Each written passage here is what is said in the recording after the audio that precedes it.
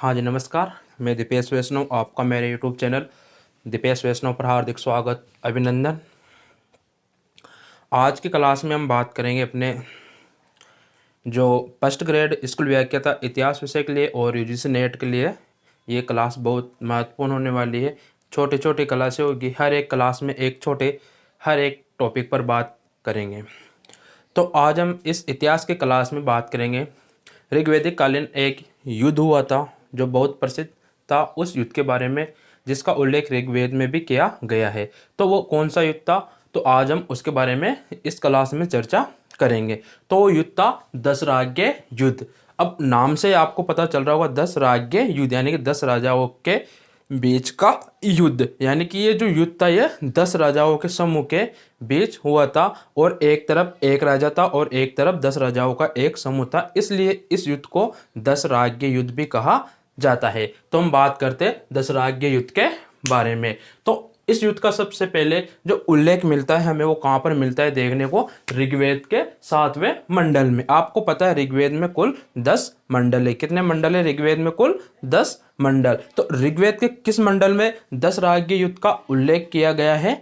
तो ऋग्वेद के किस मंडल में? 7वें मंडल में इस दशराज्य युद्ध का वर्णन किया गया। अब बात करते हैं ये युद्ध, इसकी लोकेशन, स्थिति कहां पर थी, ये युद्ध कहां पर हुआ। तो बात करें तो ये युद्ध रावी नदी, जो रावी नदी था इसका वैदिक कालीन नाम था पुरुषनी। कौन सा?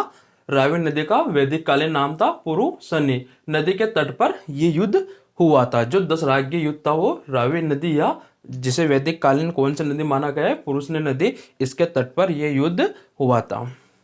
यह युद्ध भरत जन, अब इस युद्ध में किस जन ने भाग लिया था? एक तरफ से तो भरत जन के राजा सुदास, तो भरत जन के राजा सुदास और 10 राजाओं का समूह।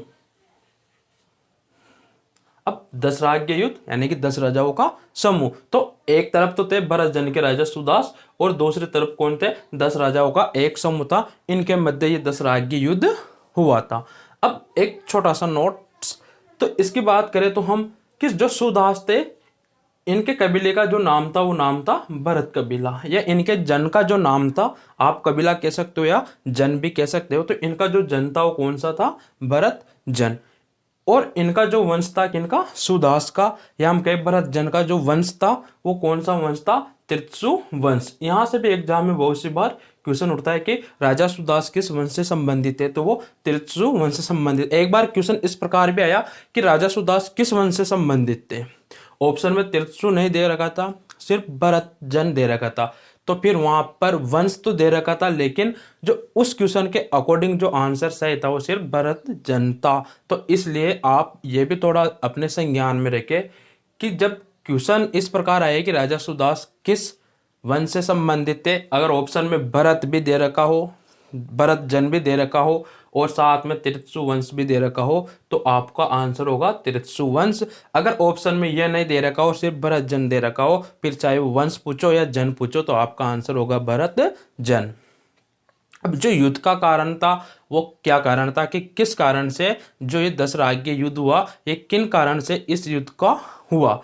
तो युद्ध का जो प्रमुख कारण था होता जो राजा सुदास थे, भरत जन के राजा सुदास के द्वारा विश्वामित्र को पुरोहित के पद से हटाकर वशिष्ठ को अपना पुरोहित बनाना। ये वही रामायण कालीन बात है। जो विश्वामित्र थे भगवान राम के गुरु, उनको पुरोहित के पद से हटाकर जो वशिष्ठ उनके कुल गुरु है, उनको पद, जो पुरोहित का पद है वो प्रदान करना या अपना पुरोहित नियुक्त करना। किसके द्वारा? सुदास के द्वारा। और यही युद्ध का कारण माना जाता है।